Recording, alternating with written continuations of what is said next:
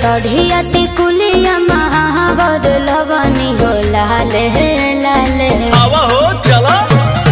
माई बोलले बारी हंसला तोले बारी चला कर दर्शन कीजिया हर साय रात मयरिया सपना देखौली चलो चुनरी चढ़ावे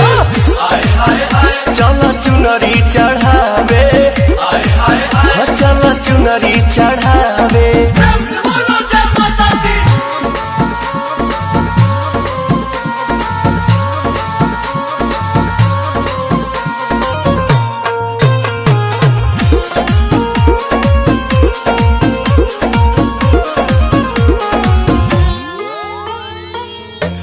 काला सारा खायल दियारी जगमग जाता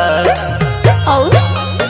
भक्ति के भाव में मनवा जय जय करता झुमुका हलावा सुनो रे गधरा गधरावा सुनो रे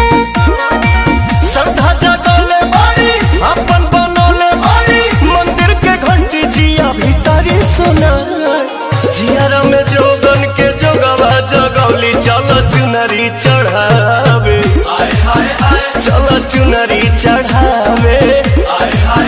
चलो चुनरी चढ़ावे